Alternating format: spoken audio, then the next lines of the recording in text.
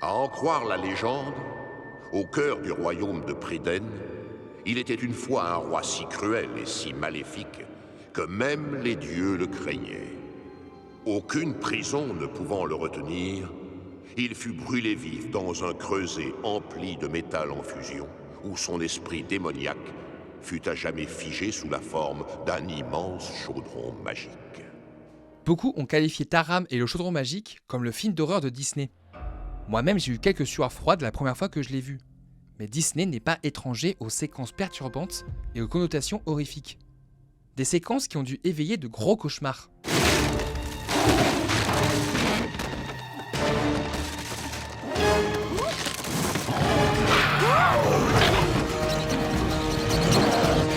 Taram est connu pour son atmosphère particulièrement sombre. Enfin, il est surtout connu comme étant un énorme échec. Et je pense que Disney aurait préféré que le film se distingue par ses ambitions que par son enfer de développement. À cause de Taram et le chaudron magique, Disney a failli ne jamais s'en remettre.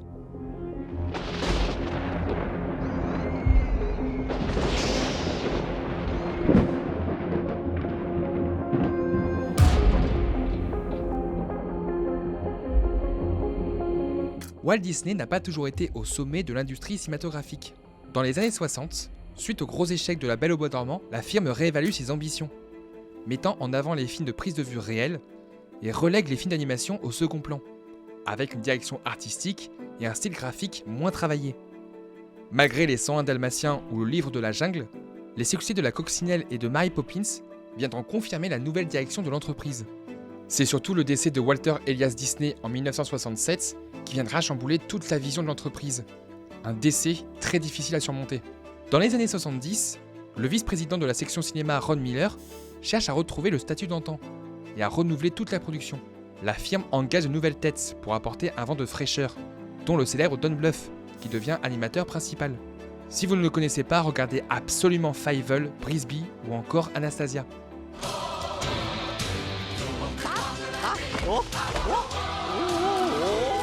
Vengeance, quel délice, que le sort s'accomplisse. Elle mourra. C'est également à cette même période que la firme achète les droits des Chroniques de Pryden, célèbre saga d'heroic fantasy américaine. Pour Disney, cette acquisition sonnera le glas de cette mauvaise période et permettra à Disney de conquérir à nouveau le public et de revaloriser l'animation. Au final, pas trop. 14 ans de production, 44 millions de budget, une grève, plusieurs démissions et changements d'équipe, la production a été chaotique et a souffert d'un énorme manque de confiance de la part des producteurs.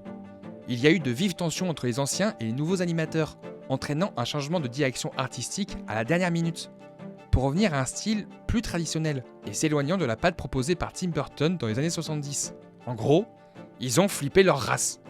Hi, Tim. This is Tim Burton. Another one of our people here. S'il devait représenter le Graal, le film devient presque un fardeau. Taram visait un public adolescent et voulait surprendre le public. Et au final, le changement de présidence en 1984 viendra annihiler toutes les ambitions du projet. Michael Eisner et Jeffrey Katzenberg voulaient se focaliser sur les films live. Mais surtout, Jeffrey déteste le film.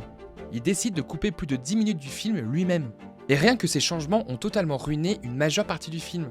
Entre des animations raccourcies, une bande-son saccagée et un rythme en dents de scie, ce dernier montage va beaucoup impacter la qualité du film. Prévu initialement en 1978, le film sort finalement pendant l'été 85. Une année pas vraiment lucrative au cinéma, où seul Retour vers le futur fut un gros succès pendant l'été. Taram n'a rapporté que 21 millions de dollars. Et même s'il est bien reçu en Europe, les critiques sont mitigées pour ce film, que Disney cherchera à faire oublier pendant plusieurs années. Mais on ne peut pas résumer un échec d'un film par rapport à sa production. Certes, ça a apporté énormément de problèmes de cohérence et surtout un manque de confiance globale. Le film est considéré aujourd'hui comme étant sous-estimé et mal aimé, mais est-ce vraiment le cas ?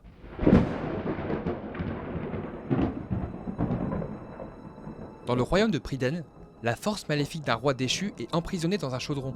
Il renferme un pouvoir immense, permettant de réveiller une armée gigantesque. Ce chaudron, seul le cochon tirelire peut le trouver. Taram, un jeune valet de ferme rêvant de gloire et d'aventure, doit protéger le petit cochon. Mais le seigneur des ténèbres parvient à kidnapper Tirelire et cherche à trouver le chaudron pour pouvoir dominer le monde. Je suppose, mon petit, que tu es le gardien du cochon qui lit l'avenir. Oui, Oui, monsieur. Alors ordonne-lui de me révéler où est caché le chaudron magique. Taram et le chaudron magique est un cas d'école quand on parle de films malades. Les nombreuses coupes, réécritures, conflits internes ont tué le film. Et malheureusement, pas de version longue pour rattraper le long métrage. Les défauts sont malheureusement bien visibles, mais malgré tout, le charme opère. Si Taram est un échec, ce n'est pas un ratage complet. C'est une proposition forte qui arrive à éveiller nos émotions et qui mérite totalement d'être sauvée. Pourquoi est-ce qu'on aime la fantasy ? Le Seigneur des Anneaux, À la croisée des mondes, Le monde de Narnia et tant d'autres encore ont tous un point commun. Le voyage. La fantasy propose des mondes uniques qui font rêver, où notre imaginaire s'anime dans des histoires merveilleuses et magiques. La grande réussite de Taram repose sur son atmosphère et son univers. La féerie, l'aventure et l'épouvante se mélangent habilement pour nous transporter dans le royaume de Pryden. Fées, gobelins, sorcières, guerriers, dragons, on a envie d'en découvrir davantage et de voir comment cet univers fonctionne. Cette atmosphère se traduit par un énorme travail sur les décors. Fourmillant de détails, le bucolique des campagnes ou l'atmosphère poisseuse des marais et du château du Seigneur des Ténèbres sont magnifiés par des cadres démesurés, avec une lumière soigneusement travaillée. Une prouesse réalisable grâce au format Super Technirama 70, un format employé pour La Belle au bois dormant, permettant d'amplifier la taille des décors. Alors déjà que c'est un format assez complexe, mais le truc c'est que les dessinateurs ont commencé à dessiner, mais pas sur ce format mais sur un autre. Donc il fallait tout recommencer. Mais jusqu'au bout les galères. L'animation associe diverses techniques pour améliorer l'immersion et la lisibilité des séquences. Entre autres, beaucoup d'effets par ordinateur, mais également le mélange entre animation et prise de vue réelle, comme ici avec les effets de fumée et de nuages. Ce contraste marqué apporte un sentiment de malaise et renforce l'atmosphère pesante du long métrage. Elle est assumée jusqu'au bout et nous surprend par certains choix de mise en scène. Aucune musique chantée, du sang qui apparaît pour la première fois dans un film Disney, l'omniprésence des couleurs sombres entre le rouge, le vert et le violet, et même plusieurs jumpscares. Tout ce qui tourne autour du Seigneur des Ténèbres est d'ailleurs réussi. Ses arrivées sont iconiques et parfaitement mises en scène. Son design est assez classique aujourd'hui, mais je peux comprendre qu'à l'époque, il puisse paraître impressionnant. Il y a d'ailleurs un plan qui a été coupé, c'est celui des squelettes qui se jettent sur les humains, où on peut voir que les humains fondent à leur contact. Un plan beaucoup trop graphique qui a fait peur aux producteurs, ce que je peux comprendre, parce que même aujourd'hui, ça reste glauque. La séquence la plus forte reste le kidnapping de Tirelire. D'une nervosité et d'une fureur rare, elle surprend par sa violence. Les plans sont dynamiques, découpés au montage avec précision, avec des gros plans sur la réaction de Taram, Tirelire et les dragons, qui sont juste effrayants. C'est une pure séquence horrifique, qui reste en tête et qui a pu choquer pas mal de spectateurs. Globalement, la direction artistique du film est très réussie, et enchaîne les effets et les plans détonnants. Et même si la patte son se démarque, le côté aventure et enchanteur sont renforcés par un gros travail sur les effets de lumière, comme celui-ci. Un effet doux et chaleureux rendu possible grâce à une superposition entre la pellicule et une source de lumière. Globalement, Taram tente des choses, propose des nouveaux effets et une direction qui veut sortir des carcans des Disney traditionnels. Mais on sent une certaine limite à cette ambition. Le film a beau faire 1h20, le rythme est assez étrange. Déjà, il y a beaucoup de séquences qui se terminent par un fondu au noir et qui alourdissent le rythme. Cela se ressent aussi dans l'animation des personnages qui a pris un certain coup de vieux. Certaines animations possèdent des frames manquantes et d'autres sont carrément reprises de d'autres Disney. J'aime beaucoup la musique du compositeur Elmer Bernstein qui illustre parfaitement les personnages et les scènes. Certains thèmes ressemblent d'ailleurs à Ghostbusters, une de ses précédentes compositions. Mais j'aurais aimé quelque chose d'encore plus distinctif et peut-être moins présent pour renforcer la patte glauque du film, mais ça reste un détail. Cependant, j'avais dit que la féerie et l'épouvante arrivaient à trouver un bon équilibre. Ce n'est pas entièrement vrai.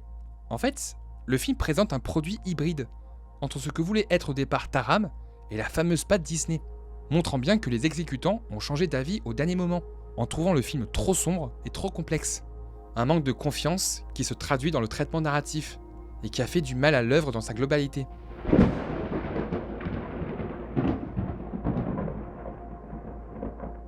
Je vais être honnête, j'ai un problème avec les analyses cinéma aujourd'hui. J'ai l'impression que tout le monde se focalise sur le scénario et outrepasse tout le reste. Un film, ce n'est pas qu'un récit, c'est un ensemble d'éléments qui nous permettent d'entrer dans cette histoire, de nous donner envie de la suivre. Le fond et la forme doivent à mes yeux s'unir au mieux. Je me trompe sans doute, mais je n'aime pas trop l'idée qu'on ne base une analyse filmique que sur l'écriture. Le cinéma, c'est plus que ça. Ce que je veux dire par là, c'est que le scénario de Taram est un bordel monstrueux qui gâche presque tout. Je viens de complètement niquer ce que je viens de dire en fait.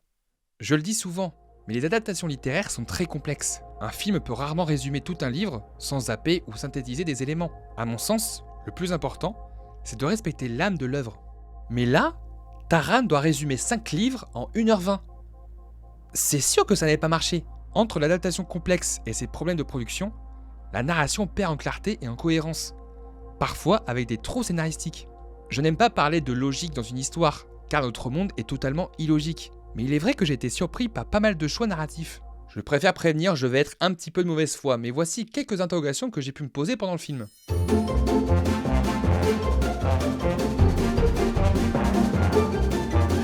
Comment Dalben sait que le Seigneur des Ténèbres est revenu? On ne sait pas. Tirlir a des pouvoirs. Comment? D'où vient Taram? Est-ce qu'il a une famille? C'est quoi cette guerre dont il parle? Tirlir a ressenti la présence du Seigneur des Ténèbres. Comment? Par qui? Par quoi? D'ailleurs, d'où il sort et d'où provient son armée magique? Dalben ne peut pas accompagner Taram et Tirlir parce que on ne sait pas. Comment Taram arrive-t-il à s'infiltrer aussi facilement dans le château? Il a retenu d'un seul coup l'incantation de Dalben? Taram est-il donc un enchanteur? Ou bien tout le monde peut l'être? Héloïse est enfermée dans le château. Pourquoi? On ne sait pas. Les princesses, d'accord, mais de quel royaume? D'où sort la petite lumière et qu'est-ce que c'est? Le Seigneur des Ténèbres n'a pas gardé une épée qui pourrait potentiellement l'anéantir. Pourquoi? Parce que scénario, l'épée a l'air d'agir selon sa propre volonté. Comment? D'où sort Ritournelle et pourquoi est-il prisonnier? Aucune idée. Le Seigneur des Ténèbres a l'air d'avoir des pouvoirs mais ne s'en sert jamais pour capturer nos héros. On ne sait toujours pas pourquoi. Plein de questions sans réponse. C'est bon, j'ai fini.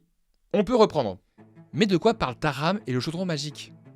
C'est une quête initiatique d'un jeune garçon en soif d'aventure et de gloire. Face aux obstacles qu'il franchit, il évoluera pour devenir plus consciencieux, arrêtera de sous-estimer son entourage, mais surtout, il apprendra à ne pas se fier aux apparences, notamment sur Gorky et Héloïse. Une histoire d'amitié où le travail en équipe primera, car seule, la tâche est rude. Taram montre que nous avons besoin des autres pour grandir et apprendre à se connaître soi-même. En soi, c'est assez classique, mais c'est la richesse d'un univers fantasy qui va apporter de la profondeur au film, et donc forger sa personnalité. Taram et le chaudron magique pourraient être vus comme une bonne introduction pour découvrir la saga littéraire, ce qui est une bonne chose. Mais pour ceux qui regardent que le film, ils vont être totalement perdus, et pour ceux qui ont lu les livres, ils vont être totalement lésés. La narration souffre d'un manque d'informations crucial pour pleinement comprendre et s'immerger dans l'univers. Cela va parfois à l'encontre de la cohérence globale de l'histoire, notamment le destin des personnages, mais également sur l'évolution des enjeux dramatiques. On a pu le voir, beaucoup d'éléments ne sont pas expliqués, sont expédiés, ou tout simplement passés à la trappe. Je ne vais pas tous les citer, mais un des plus gros problèmes, c'est Tirlir. Elle est montrée comme étant l'élément central de l'histoire, la seule qui peut trouver le chaudron magique. Sauf qu'une fois que Taram l'a sauvée, on ne la revoit que chez les fées, et son rôle devient caduque, puisque les fées savent où est le chaudron. Tirlir rentre d'ailleurs chez elle sans aucun problème, et ne sera plus jamais au centre de l'histoire. Des raccourcis comme ça, il y en a beaucoup, plus mineurs, mais ça nous sort complètement de l'histoire, tant ça peut paraître insensé. La tension narrative en prend un coup, et on a l'impression de voguer dans le monde de Pryden, mais sans être impliqué. C'est dommage. Je pense que c'est à cause de la multitude des personnages. Il y en a beaucoup trop, et j'ai l'impression que les scénaristes ne savaient pas quoi en faire.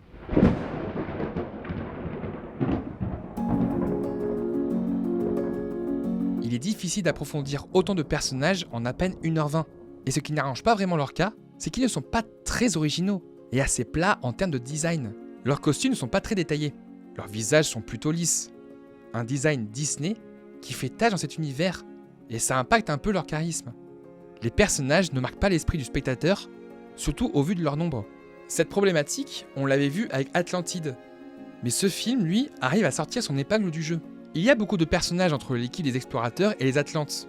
C'est compliqué de tous les exploiter, mais le film prend quand même le temps d'établir leur passé, leurs fonctions et leurs relations. Chacun possède un style et un design qui leur est propre. Oui, c'est un petit peu stéréotypé, mais on arrivait quand même à bien s'attacher à eux, car chacun avait sa propre personnalité. Ici, on ne sait quasiment rien d'eux. L'empathie est beaucoup plus difficile, et l'utilité de certains est assez floue. Non, certains ne savent vraiment rien. Et en plus, ils sont limite agaçants. Taram est un rêveur insouciant et chevronné. Obnubilé par ses rêves, il n'arrive même pas à réussir à la seule chose qu'on lui demande, surveiller Tirlir. En fait, il n'arrive à s'en sortir que par sa maladresse, grâce à l'épée et surtout grâce aux autres. Mais il reste borné et n'arrive pas à prendre conscience de cela. Il ira même jusqu'à manquer de respect à Héloïse, qui essaie de le ramener sur Terre. Alors certes, au départ, on peut croire qu'elle n'est qu'une princesse sans envergure, mais sa force de caractère lui permet d'être plus rationnelle, plus entreprenante, et de mesurer la gravité de la situation. Un modèle dont pourrait se servir Taram. Mais finalement, Héloïse, après leur dispute, restera au second plan. Et d'ailleurs, j'ai un petit peu mal à croire à leur romance, que je trouve assez artificielle vu comment elle a démarré. C'est grâce à moi qu'on s'est évadé. C'est plutôt grâce à l'épée magique. Mais seul un guerrier accompli est digne d'une telle épée. Pourquoi ça? Ce n'est rien qu'une épée enchantée. Oh, tu n'es qu'une fille. Les armes, c'est pas ton domaine. Une fille? Une fille? Je te rappelle que sans cette fille, tu serais toujours prisonnier du Seigneur des Ténèbres. Allons, princesse Elonwy, Taram. Au moins moi, je ne suis pas du genre à me vanter de mes exploits. Ritournelle sert de comic relief plutôt efficace, et il prend les devants vers la fin face aux sorcières. Mais c'est tout. Le seul qui a une utilité, qui évolue et qui permet à Taram de mûrir, c'est Gorky. Au départ, il ralentit notre héros. Mais au fur et à mesure, persuadé d'être l'ami de Taram, il va tout faire pour prouver sa bonne foi, malgré ses actes passés. En se sacrifiant, il montre sa vraie valeur. Et Taram réalise à quel point il est meilleur que lui. Gorky deviendra un ami et presque un modèle pour lui. Par contre, quand j'ai vu ce plan, je me suis dit, putain, si Gorky est un espion à la solde du Seigneur des Ténèbres, ce serait une putain d'idée. Ça aurait pu expliquer pas mal de choses, mais non. D'ailleurs, parlons-en de lui. Au-delà de ses apparitions et de son aura effrayante, surtout de sa voix et de ses dialogues parfaits, il n'agit pas énormément. Et quand il trouve le chaudron, il arrive quand même, sans l'aide de personne, sans l'intervention de qui que ce soit, à se faire aspirer bêtement tout seul par le chaudron. Donc, le Seigneur des Ténèbres, la grande menace du film, est mort tout seul comme un con. Ça pourrait n'être qu'un moment raté, et ce qui me gêne, c'est que même avec ça, j'ai l'impression que Taram n'accomplit rien dans le film. Chaque protagoniste d'un film évolue suite aux événements et aux choix qu'il entreprend. Pour évoluer, il doit accomplir quelque chose. Mais là, à part se séparer de son épée, il n'a rien fait d'héroïque ou de marquant. C'est Héloïse qui le guide dans le château. Ce sont les fées qui le guident vers le chaudron. C'est Gorky qui le trouve et qui se sacrifie pour stopper le Seigneur des Ténèbres. La seule chose qu'il entreprend, c'est redonner vie à Gorky. En soi, ça pourrait suffire. Ce choix montre qu'il a appris à surmonter ses préjugés et qu'il a besoin des autres pour s'accomplir. Mais je trouve ça assez léger pour qu'il soit vraiment un héros Disney. La caractérisation des personnages les rend moins marquants par rapport aux autres personnages Disney. C'est dommage, car ils ont tous du potentiel. Croyez-moi que je m'amuse pas à autant critiquer le film. J'ai beau beaucoup l'aimer, je peux pas écarter tous ses défauts. Certes, il a souffert d'une production chaotique, mais pour moi Taram, dès le départ, était beaucoup trop ambitieux. Je reste assez indécis sur Taram. J'adore cette proposition. Je vois les ambitions et l'exécution n'est pas forcément mauvaise, mais elle souffre de la démesure de l'œuvre originale, et surtout de sa patte estampillée Disney. Un film aussi sombre et aussi glauque, ça n'a pas plu aux parents, et le bouche à oreille a été assez négatif.